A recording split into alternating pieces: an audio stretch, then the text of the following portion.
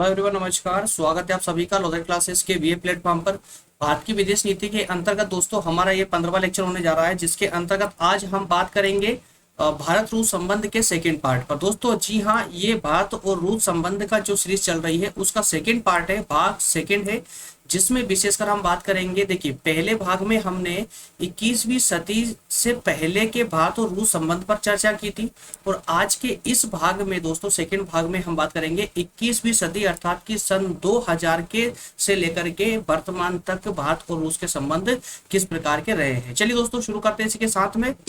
जो भी दोस्त, देखिए यहाँ आपको एड दिख रहा है, जो भी दोस्त कॉम्पिटेटिव एग्जाम की तैयारी करना चाहते हैं वो प्रज्ञान को ज्वाइन कर सकते हैं, फ्री ऑफ कॉस्ट है। इन सभी एग्जामों की तैयारी उस पर कराई जाएगी। ठीक है, चलिए भारत और रूस संबंध दोस्तों यूनिट नंबर 3 का सेकेंड चैप्टर हमारा चल रहा है। ठीक है ना। चलिए सबसे पहले हम सारांश पे बात कर लेते हैं कि सारांश में हम आज क्या क्या पढ़ने वाले हैं। इस पूरे टॉपिक आज के लेक्चर का सारांश क्या होगा, तो 21वीं सदी में भारत और रूस संबंध, अर्थात ये कि सन 2000 से लेकर के अभी तक, सन 2000 से अभी तक जो संबंध रहे हैं भारत और रूस के बीच में, उन पर हम चर्चा करेंगे। सबसे पहले हम इसकी व्याख्या, इसकी भूमिका के बारे में जानेंगे। उसके बाद भारत और रूस के बीच में एक रक्षा समझौता हुआ इस दौरान, इस काल में 2000 से लेकर वर्तमान के बीच में एक जो है कुछ रक्षा समझौते हुए हैं, उन पर बात करेंगे। और इसके बाद में दोस्तों महत्वपूर्ण जो यात्रा काल रहे हैं रूस के अधिकारियों के द्वारा और भारतीय अधिकारियों द्वारा आपस में एक दूसरे देश की जो यात्राएं की गई है, उन पर हम चर्चा करेंगे। जो महत्वपूर्ण है, सभी पर नहीं, जो महत्वपूर्ण, जो आवश्यक है एग्जाम के दृष्टिकोण से, और हमारे विशेष जो समझौते हुए, संधियां हुई है, उनके दृष्टिकोण से जो आवश्यक है, हम सिर्फ उस पर बात करेंगे। ठीक है, चलिए सबसे पहले व्याख्या की बात कर ले दोस्तों। तो देखिए, व्याख्या मतलब ये कि जो ये काल शुरू हुआ है सन 2000 अर्थात 21वीं सदी के बाद से जो काल स्टार्ट हुआ है, उस काल में सामान्य संबंध क्या रहे हैं इनके, तो एक बेसिक पार्ट पर हम यहाँ पर चर्चा करेंगे। तो आइए, हमेशा की तरह आज भी दोस्तों पहले हम इसकी स्लाइड पर फोकस करेंगे। स्लाइड को पढ़ने के बाद में इसका व्यवहारिक रूप से जहाँ समझने की आवश्यकता होगी, मैं रुक रुक कर आपको वहां पर समझाते हुए चलूंगा। आइए, 2000 में भारतीय विदेश मंत्री जसवंत सिंह, कौन है दोस्तों, भारतीय विदेश मंत्री जसवंत सिंह ने रूस की यात्रा की। कहाँ की रूस की यात्रा की, तो दोनों इस यात्रा के दौरान ही दोनों देशों के बीच में कुछ सामरिक समझौते हुए और कई वार्ताएं हुई। भारत ने रूस के द्वारा अमेरिका, आप देखिए अमेरिका की एक नीति थी दोस्तों, एक नीति थी राष्ट्रीय प्रक्षेपास्त्र प्रतिरक्षा अर्थात नेशनल मिसाइल डिफेंस जो कार्यक्रम था अमेरिका का, उसका रूस हमेशा विरोध करता था। तो इसी दौरान में भारत ने भी रूस के साथ मिलकर के, और या कहें कि रूस का इस बात पर समर्थन किया, जो अमेरिका के मिसाइल कार्यक्रम का जो रूस विरोध कर रहा था उसका समर्थन किया भारत ने। इससे दोनों देश आपस में और नजदीक आने लगे। उसके बाद में जुलाई 2000 में भारत ने दोस्तों क्या हुआ कि पुरुलिया हत्याकांड हुआ था, पुरुलिया हथियार कांड हुआ था। इसमें 5 रूसी दोषियों को पकड़ा था भारतीय प्रशासन ने, उनको क्षमादान दे दिया, उनको क्षमादान दे करके उन्हें छोड़ दिया गया। इस कदम की भी रूस के प्रधानमंत्री पुतिन के द्वारा समर्थन किया गया, सराहा गया इस फैसले को। इसके अलावा अक्टूबर 2000 में रूस के राष्ट्रपति पुतिन ने भारत की यात्रा की, और इसी यात्रा के मध्य में प्रतिरक्षा से जुड़े 4 समझौते हुए। और इसके अलावा क्रायोजेनिक इंजन, दोस्तों ये क्रायोजेनिक इंजन की जो संधि हुई थी, ये इसी दौरान अक्टूबर 2000 में जब रूसी प्रधानमंत्री व्लादिमीर पुतिन भारत की यात्रा पर आए थे, उसी वक्त हुई थी। और यही वो क्रायोजेनिक इंजन है दोस्तों, जो कि जीएसएलवी मिसाइल में, जीएसएलवी जो हमारा प्रक्षेपास्त्र है उसमें इस्तेमाल किया जाता है, अंतरिक्ष यान है उसमें इस्तेमाल किया जाता है क्रायोजेनिक इंजन। ठीक है ना। तो जब आपने सुना होगा दोस्तों, जब पहली बार हम चंद्रयान प्रथम को भेजने वाले थे अंतरिक्ष में, तो उस चंद्रयान को जिसके माध्यम से भेजा जाना था, उसी में दोस्तों, उसी जीएसएलवी में क्रायोजेनिक इंजन का इस्तेमाल होना था। और वो क्रायोजेनिक इंजन पर समझौता हमारा ये 2000 में किसके साथ हुआ था, रूस के साथ हुआ था। हालांकि बाद में अमेरिका के दबाव में आकर के रूस इसको सप्लाई नहीं कर पाया था, तो उसके बाद में फिर हमने खुद इसका निर्माण किया था किसका। ठीक है, लेकिन उस समय जिन समझौतों से भारत और रूस के बीच में जो छोटे मोटे विवाद थे वो समाप्त होकर के एक हमारे संबंध एक नई दिशा धारण कर रहे थे, उनमें जो विशेष महत्व जो रखने वाले जो तथ्य थे उन पर हम बात कर रहे हैं। तो यह 2-3 चीजें आपको याद रखनी है कि जब जसवंत सिंह ने जब रूस की यात्रा की, तो उस समय उन्होंने अमेरिका के द्वारा मिसाइल डिफेंस कार्यक्रम जो किया जा रहा था उसका रूस विरोध कर रहा था, और इस विरोध पर भारत ने सराहना की, रूस की समर्थन किया रूस का। ठीक, इसके बाद में भारत में 5 दोषियों को पुरुलिया हथियार कांड में अरेस्ट किया था, उनको छोड़ दिया, जिससे रूस और भारत के संबंध और दृढ़ होने लगे। इसके तुरंत बाद में अक्टूबर 2000 में ही रूस के राष्ट्रपति व्लादिमीर पुतिन भारत आए। भारत में आकर के उन्होंने जो है 4 समझौते तो प्रतिरक्षा से संबंधित किए, प्रतिरक्षा के संबंध में या प्रतिरक्षा के क्षेत्र में कितने समझौते किए, 4। इसके अलावा क्रायोजेनिक इंजन देने की बात की थी, ठीक है ना। इन सब के अलावा व्लादिमीर पुतिन ने कश्मीर में आतंकवाद पर चिंता व्यक्त की और भारत द्वारा किए गए प्रयासों की प्रशंसा की। तो जिस प्रकार से भारत ने रूस के इस अमेरिका के जो मिसाइल डिफेंस कार्यक्रम था उसका विरोध कर रहा था, उसका समर्थन किसने किया था, भारत ने किया था, है ना। रूस के फैसले का समर्थन भारत ने किया था। उसी प्रकार से भारत में जो समस्या चल रही थी कश्मीर को लेकर के, उसका भारत की ओर से समर्थन कर रहा था रूस, ठीक है। तो भारत रूस संबंध को और मजबूत बनाने के उद्देश्य से अटल बिहारी वाजपेयी ने रूस की यात्रा की, और वाजपेयी की इस यात्रा के दौरान दोनों देशों के बीच में कई सारे समझौते हुए। घोषणा पत्र में और इन्हीं समझौतों के दौरान घोषणा पत्र में पहली बार दोस्तों पीओके का नाम आया। कौन सी यात्रा में, अटल बिहारी वाजपेयी की रूस यात्रा के दौरान ही पीओके का नाम आया। पीओके का मतलब होता है दोस्तों पाक ऑक्यूपाइड कश्मीर, अर्थात कि पाकिस्तान अधिकृत क्षेत्र या पाकिस्तान अधिकृत कश्मीर, ठीक है, कि कश्मीर का जो भाग पाकिस्तान के नियंत्रण क्षेत्र में है उसको हम कहते हैं पीओके, ठीक है। तो इस शब्द का निर्माण हुआ था, ठीक है ना। और दिसंबर 2004 में रूस के राष्ट्रपति व्लादिमीर पुतिन ने फिर से भारत की यात्रा की। दिसंबर 2004 में जब यहाँ पर यात्रा पर आए तो उस समय रूस ने भारत की सुरक्षा, जो यूएनओ की जो सुरक्षा परिषद है उसमें स्थायी सदस्यता का समर्थन किया भारत की ओर से। मतलब उन्होंने क्योंकि देखिए आपको पता है कि यूएनओ की जो सुरक्षा परिषद है इसका चर्चा हम पहले भी कई बार कर चुके हैं। यूएनओ जो है अंतर्राष्ट्रीय संघ, उसकी सबसे शक्तिशाली जो अंग है वो सुरक्षा परिषद ही है, ठीक है, सिक्योरिटी काउंसिल। उस सिक्योरिटी काउंसिल में 5 शक्तियां अर्थात 5 देश ऐसे हैं जिनको स्थायी सदस्यता प्राप्त है, बाकी सभी सदस्य अस्थायी सदस्य, ठीक है।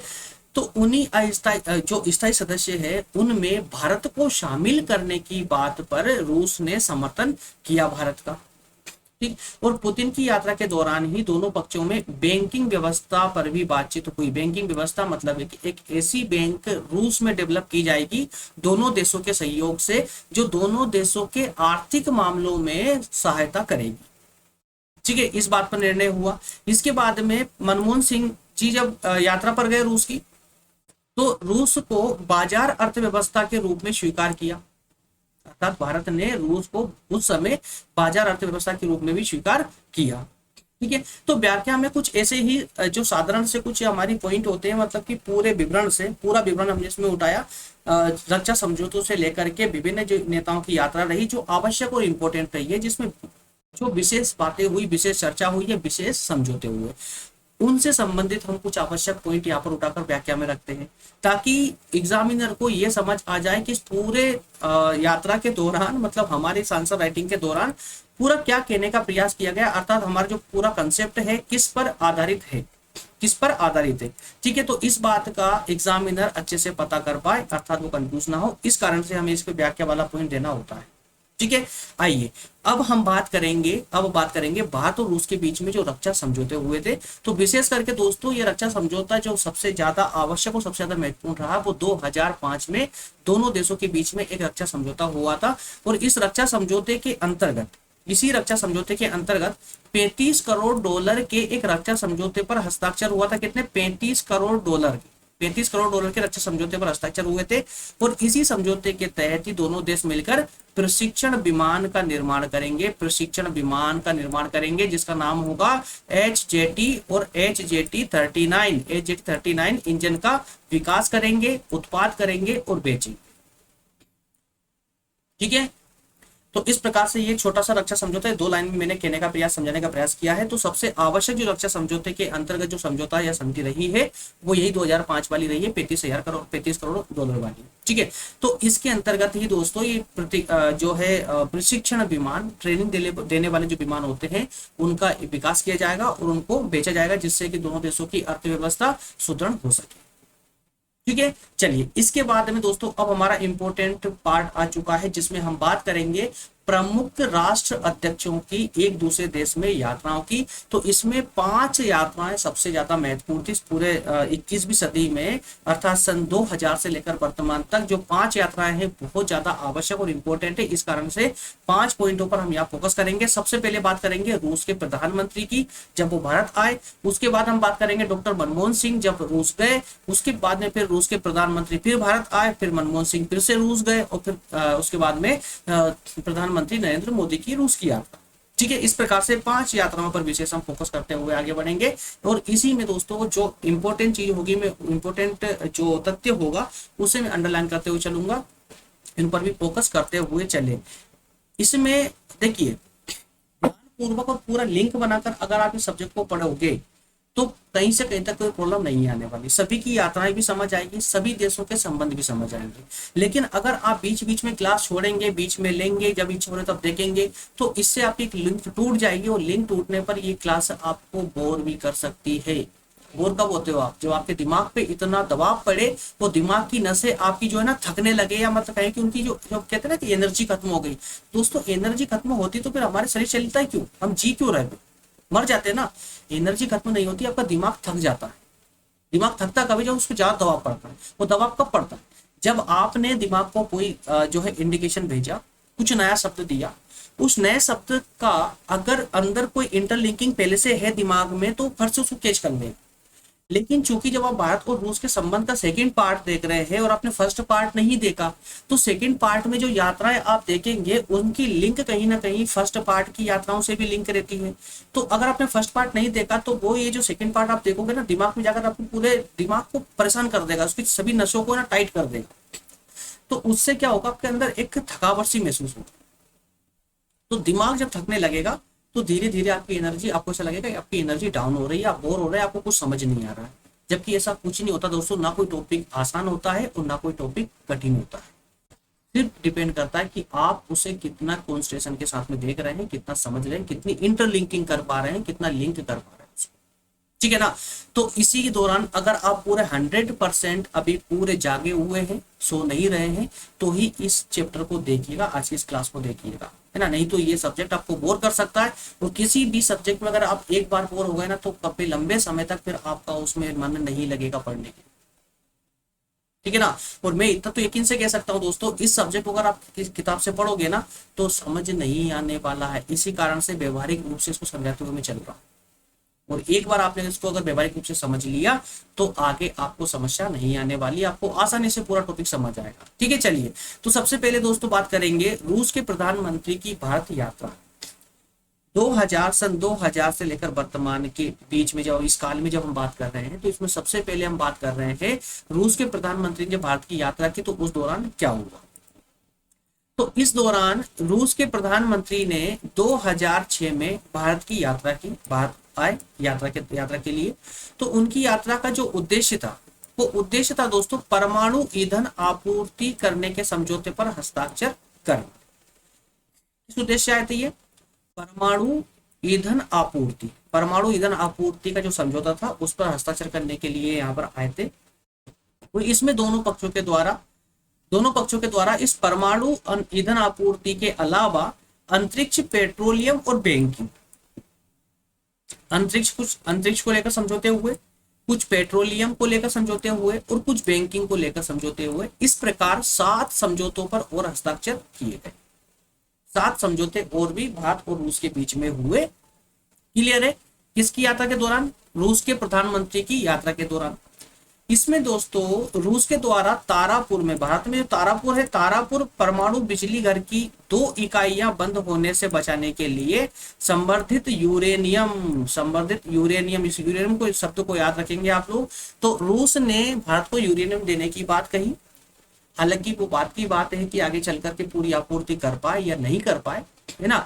लेकिन जो 2006 में जब रूस के प्रधानमंत्री भारत में आए थे तो उनका विशेष आने का मतलब ही था परमाणु ईंधन की आपूर्ति वाला जो समझौता था उस पर हस्ताक्षर करने के लिए। इन सब के अलावा 7 और बड़े बड़े समझौतों पर भी उन्होंने हस्ताक्षर किए। इन्हीं समझौतों में उन्होंने यूरेनियम देने की बात कही थी, जो किसके लिए आवश्यक था दोस्तों, परमाणु बिजली घर के लिए, परमाणु बिजली उत्पादन के लिए। तारापुर में जो बिजली संयंत्र है उसमें बिजली उत्पादन के लिए 2 यूनिट ऐसी थी जहां पर वो बंद होने की कगार पर थी, तो उसको यूरेनियम देने की बात रूस ने कही। ठीक है, तो इससे दोनों के देशों के बीच में माफ करना संबंध जो है और गहरे होने लगे। इसके अलावा कुंदाकुलम में रूस की मदद से 1000 मेगावाट के 2 परमाणु बिजली घरों में से सबसे पहले काम चल रहा है और भारत वहां इसी प्रकार के 4 बिजली घर और बनाना चाहता है। तो इस प्रकार से दोस्तों परमाणु संयंत्रों पर रूस की सहायता से भारत में भारी प्रोग्रेस हुई, भारी विकास हुआ। ठीक है ना। तो इस प्रकार से रूस ने भारत के विकास में हर संभव प्रयास किया जिससे रूस की सहायता से भारत का विकास हो सके। ठीक है, अब ये बात हम कब की कर रहे हैं, 2006 की, अर्थात कि सन 2000 से अर्थात 21वीं सदी के बाद की। ठीक है, इन सब के अलावा इनकी यात्रा पूरी होने के बाद में मनमोहन सिंह के 3 साल बाद डॉक्टर मनमोहन सिंह जो कि भारत के तत्कालीन प्रधानमंत्री थे, उन्होंने भारत की ओर से रूस की यात्रा की। और ये कब की थी दोस्तों, ये की थी उन्होंने 6 से 8 दिसंबर 2009 को। ठीक है, तो शिखर वार्ता किसको बोलते हैं, जब 2 राष्ट्रों के 2 राष्ट्र अध्यक्ष आपस में बैठकर बात करते हैं उसको शिखर वार्ता बोलते हैं। ठीक है, तो इसी में डॉक्टर मनमोहन सिंह और रूस के प्रधानमंत्री के बीच में बात हुई। इस वार्ता को ही हम यहाँ शिखर वार्ता के नाम से जानते हैं। कई क्षेत्रीय और वैश्विक मसलों पर चर्चा हुई। क्षेत्रीय अर्थात कि आपसी जो रूस और भारत के क्षेत्र देशों पर लेकर के कुछ चर्चा हुई, आपसी देशों को लेकर चर्चा हुई। इसके अलावा कुछ विश्व संगठनों पर भी चर्चा हुई। इसके अंतर्गत रक्षा, असैनिक परमाणु ऊर्जा मतलब वो परमाणु ऊर्जा जिसका इस्तेमाल सेना में ना किया जाता, अर्थात कि युद्ध के लिए ना किया जाए। ठीक है, तो असैनिक परमाणु ऊर्जा, अंतरिक्ष विज्ञान, प्रौद्योगिकी, आतंकवाद और विश्व अर्थव्यवस्था की बहाली के लिए, ऊर्जा सुरक्षा के लिए, जलवायु परिवर्तन के लिए, परमाणु निशस्त्रीकरण के लिए, अंतरराष्ट्रीय संगठनों में सुधार के लिए, इन सब के लिए कई सारी बातें इसके बीच में हुई। ये सारे क्षेत्र यहाँ पर दिए गए हैं। इन सभी क्षेत्रों पर दोस्तों इस शिखर वार्ता के अंतर्गत चर्चा हुई थी। ठीक है, तो शिखर वार्ता के बाद में दोनों राष्ट्रों के बीच में एक संयुक्त घोषणा पत्र पर हस्ताक्षर हुआ। एक रिपोर्ट तैयार की इन लोगों ने, आपस में समझौते की एक कॉपी तैयार की। और इस कॉपी में दोस्तों असैन्य परमाणु समझौते और 3 रक्षा समझौते पर भी हस्ताक्षर किया गया था इसी घोषणा पत्र में। तो असैन्य परमाणु समझौता, समझिए इस बात को, सैन्य के आगे असैन्य लग रहा, मतलब ये परमाणु शक्ति वो परमाणु शक्ति है जिसका इस्तेमाल सिर्फ विकास कार्यों में किया जाएगा, ना कि हथियार बनाने में, सिर्फ विकास कार्यों में। ठीक है ना। तो असैन्य परमाणु समझौता जैसे कि बिजली घर के लिए यूरेनियम देना, ठीक है ना। तो परमाणु सहायता देना बिना सैनिक सहायता के लिए, मतलब कि हथियारों के निर्माण के अलावा जिस कार्य में भी परमाणु का इस्तेमाल किया जा रहा है जिससे देश की अर्थव्यवस्था का विकास हो सके, सिर्फ उसकी बात हो रही है। इसी कारण से यहाँ बोला जा रहा है असैनिक परमाणु समझौता। इसके तहत भारत रूस के तमिलनाडु में, भारत जो है किसे रूस भारत के तमिलनाडु में 4 नए परमाणु रिएक्टर स्थापित करेगा। अब देखिए, मतलब हर प्रकार से रूस के द्वारा भारत के परमाणु क्षेत्र में विकास के लिए, कहें कि आर्थिक, सामाजिक और सांस्कृतिक विकास के लिए भी रूस ने हर संभव प्रयास उस समय से ही किया है भारत के विकास के क्षेत्र में। ठीक है, इसके अलावा इसके बाद में दोस्तों फिर रूस के प्रधानमंत्री की भारत में यात्रा होती है। अब रूस के प्रधानमंत्री व्लादिमीर पुतिन ने 2010 में भारत की यात्रा की। ये देखिए, यात्राएं कंटिन्यू चल रही है ना कुछ सालों के गैप में। तो 2010 में अब रूस के प्रधानमंत्री व्लादिमीर पुतिन आए भारत की यात्रा पर। तो पुतिन ने भारतीय प्रधानमंत्री डॉक्टर मनमोहन सिंह से द्विपक्षीय संबंधों सहित क्षेत्रीय और अंतर्राष्ट्रीय मुद्दों पर बातचीत की। और वार्ता के उपरांत रक्षा, अंतरिक्ष और परमाणु, पेट्रोलियम, आर्थिक क्षेत्र, इन सब में जो है कुल मिलाकर 19 समझौते किए। अब देखिए वापस से फिर से कौन आए? व्लादिमीर पुतिन आए। पुतिन भारत आए। भारत में किसके साथ मुलाकात हुई उनकी? मनमोहन सिंह के साथ, डॉक्टर मनमोहन सिंह के साथ में। इस मुलाकात को क्या कहेंगे हम? शिखर वार्ता। अब इस शिखर वार्ता में कितने समझौते हुए? 19 समझौते हुए। That's all. इतना याद रखना बस आप लोगों को। इसके अलावा परमाणु ऊर्जा, अंतरिक्ष विज्ञान, उपग्रह, दिशा सूचक प्रणाली, उर्वरक से संबंधित 5 समझौते इसमें सबसे ज्यादा इंपॉर्टेंट थे। ये 5 समझौते जो लास्ट में दिए हुए रेड कलर में लिखे हुए, ये सबसे ज्यादा इंपॉर्टेंट थे। परमाणु ऊर्जा वाला, परमाणु ऊर्जा, अंतरिक्ष विज्ञान, उपग्रह, दिशा सूचक प्रणाली और उर्वरक, ये जो 5 समझौते रहे हैं कि इस पूरे 19 समझौतों में सबसे ज्यादा इंपॉर्टेंट थे। ठीक है ना। परमाणु ऊर्जा समझौते के तहत रूस के द्वारा भारत में 12 परमाणु संयंत्रों का निर्माण हुआ। कितने? 12 परमाणु संयंत्रों का निर्माण। देखिए दोस्तों, तो परमाणु संयंत्रों में सबसे ज्यादा जो सहयोग मिला है भारत के विकास में वो रूस के द्वारा ही मिला है। अधिकतम सहयोग रूस के द्वारा ही मिला है। ठीक है। तो इनमें लगभग 6 परमाणु संयंत्र 2017 तक पूरे हो जाएंगे। 2017 तक मतलब पूरे हो भी चुके हैं। रूस की उपग्रह दिशा सूचक प्रणाली में भारत की भागीदारी के लिए रूस सहमत है। किसमें? रूस की उपग्रह दिशा सूचक प्रणाली में, उपग्रह दिशा सूचक प्रणाली में भागीदारी के लिए भी रूस तैयार हो गया, भारत की भागीदारी के लिए। ठीक है। अब इसके तुरंत बाद में फिर मनमोहन सिंह कहाँ रुकने वाले थे? मनमोहन सिंह फिर पहुंच गए रूस। अब जब डॉक्टर मनमोहन सिंह फिर रूस पहुंचे, तो रूस पहुंचने पर इनका भव्य स्वागत हुआ। स्वागत होने के बाद कब? ये 2000 अगले साल ही पहुंच लिए। अब इसके अंतर्गत वापस से शिखर वार्ता होती है पुतिन के साथ में इनकी मुलाकात होती है, बातचीत होती है। इसी दौरान वैश्विक मुद्दों पर बात चर्चा होती है। फिर अक्टूबर 2013 को फिर से मनमोहन सिंह भारत रूस द्विपक्षीय वार्षिक शिखर वार्ता में भाग लेने फिर रूस पहुंच गए। 2011 में गए तो 2013 में फिर पहुंच गए मनमोहन सिंह। इस दौरान दोनों देशों में 64 बिंदुओं के संयुक्त वक्तव्य, कितने पॉइंट थे, कितने वक्तव्य थे? 64 बिंदुओं का एक वक्तव्य, मतलब एक घोषणा पत्र, विश्व शांति व अस्थिरता के लिए सामरिक साझेदारी को मजबूत बनाना, ये विशेष करके एक घोषणा पत्र था। इस पर हस्ताक्षर किया। इंपॉर्टेंट, ठीक है, एग्जाम के पॉइंट ऑफ व्यू से लिख सकते हो आप। विश्व शांति, इतना भी कर सकते हो आप कि विश्व शांति एवं सामरिक साझेदारी पर, विश्व शांति एवं सामरिक साझेदारी पर 64 बिंदुओं का एक घोषणा पत्र साइन हुआ। ठीक है ना। 2014 में भारत में सत्ता परिवर्तन हुआ। कब? 2014 में। अब तुरंत इसके बाद में 2014 में भारत में सत्ता परिवर्तन हुआ। भारत में सरकार बदलती है। भारतीय जनता पार्टी की सरकार आती है। प्रधानमंत्री नरेंद्र मोदी बनते हैं। भारत रूस संबंधों को पहले की तरह ही बनाए रखने और उनको और ज्यादा दृढ़ता प्रदान करने का प्रयास इनके द्वारा किया जाता है।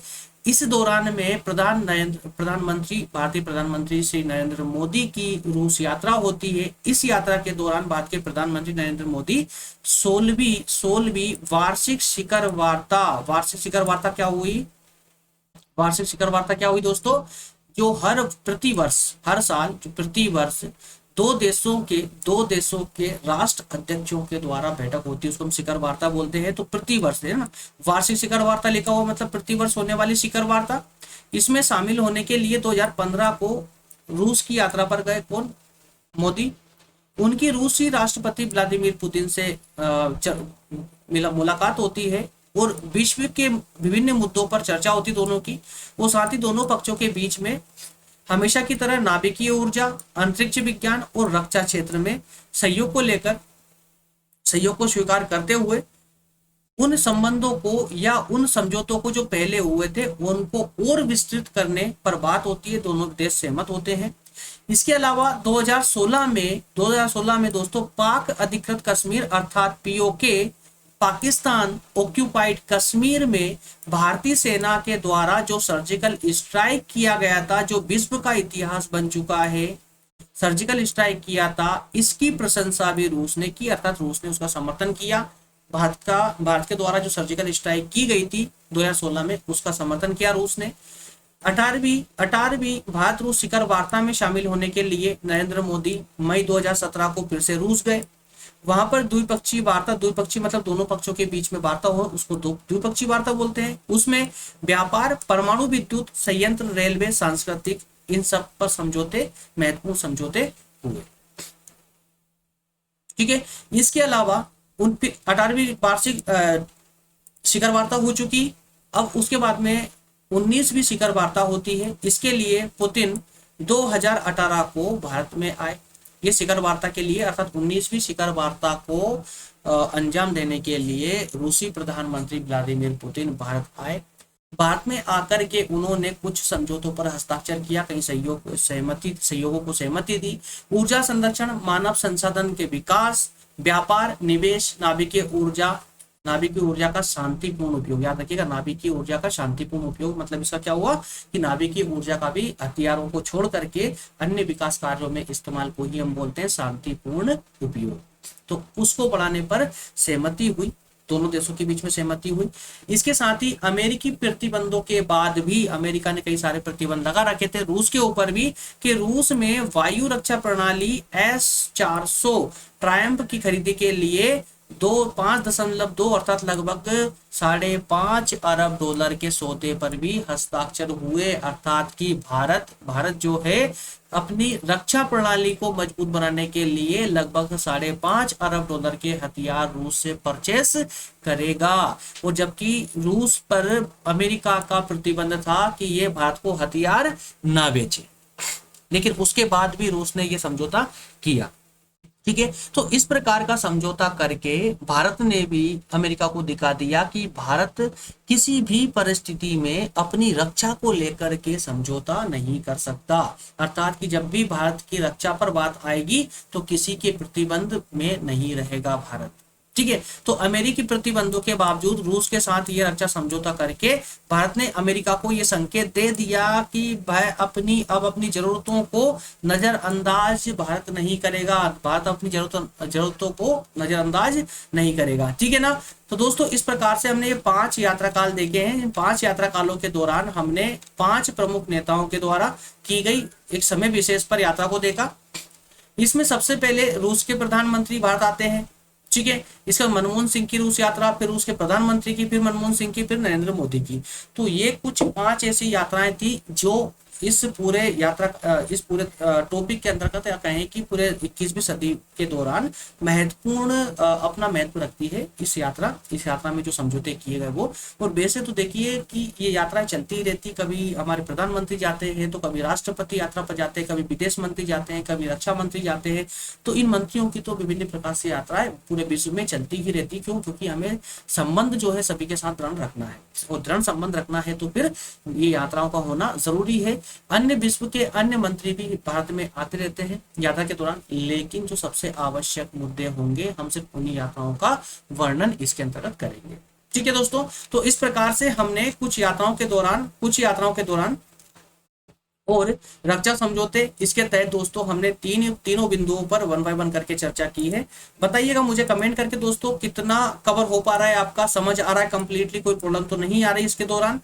प्लीज मुझे अपना फीडबैक जरूर दिया करें, क्लास का फीडबैक जरूर दिया करें। अगर आप देखिए क्लास को लाइक करते हैं नहीं, अगर आप देखते हैं तो आपको पसंद है तो आप लाइक करेंगे, मुझे बोलने की आवश्यकता नहीं है। शेयर में चलिए ठीक है, आपको लगता है कि वो लोगों तक भी क्लास पहुंचना चाहिए तो आप शेयर कीजिए।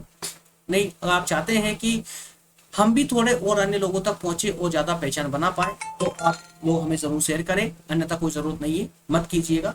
लेकिन लेक्चर कैसा लगा आपको पूरा समझ आया या नहीं, या कहां पर प्रॉब्लम आ रही है, किस प्रकार से हमारा ये प्रयास आपके लिए हेल्पफुल हो पाया या नहीं हो पा रहा है, इस चीज का फीडबैक हमें जरूर देते रहे, ताकि हमें वो आगे चलकर और सुधार करने में एक हमें अलग से एक मार्ग नजर आए। ठीक है, चलिए तो दोस्तों इसी के साथ में मिलेंगे नेक्स्ट सेशन में। और नेक्स्ट सेशन देख लेते हैं किस पर होने वाला है। नेक्स्ट सेशन में आई थिंक भारत और चीन पर हम बात करेंगे, जो नेक्स्ट सेशन होगा। क्योंकि अमेरिका रूस का ये जो कंसेप्ट है कंप्लीट हो चुका है, जो इंपॉर्टेंट था। एक अन्य इंपॉर्टेंट और दोस्तों अभी बच गया है, वो है भारत और चीन। अब भारत और चीन के जो संबंध है ये भी प्राचीन समय से रहे हैं। अब ऐसा नहीं है कि जो वर्तमान में जैसे संबंध है भारत के चीन के साथ में शुरू से ऐसे ही संबंध रहे थे, ऐसा नहीं है। जो प्राचीन समय थे कि दोस्तों भारत और चीन, इसके बीच में प्राचीन समय की अगर हम बात करें अंग्रेजों से पहले की, तो हमारे संबंध पहले बहुत दृढ़ थे, अंग्रेजों के समय तक हमारे संबंध बहुत दृढ़ रहे। जैसे अभी भारत और रूस के संबंध कैसे दिखे आपको पूरे अध्ययन काल के दौरान दृढ़ दिखे, इसी प्रकार से पहले संबंध बहुत मधुर रहे थे भारत और चीन के बीच में। लेकिन जो संबंधों में जो कटुता आई है ना, ये भारत की आजादी के बाद से आना प्रारंभ हुई। अब क्या मुद्दे थे, वो क्या कारण थे, तो सेशन के अंदर ये देखने को मिलेंगे साहब। ठीक है ना, तो मिलेंगे दोस्तों नेक्स्ट सेशन में। नेक्स्ट सेशन, अब इसकी क्लासेस डेली कंटिन्यू होने वाली, डेली कंटिन्यू होगी लगभग 20 इस पर 20 से 25 क्लासेस और होगी। इसके अंतर्गत ही हम इस पूरे टॉपिक को, पूरे सब्जेक्ट को कंप्लीट कर लेंगे। ठीक है ना, थैंक यू दोस्तों, मिलेंगे नेक्स्ट सेशन में, तब तक के लिए आप सभी का बहुत बहुत धन्यवाद।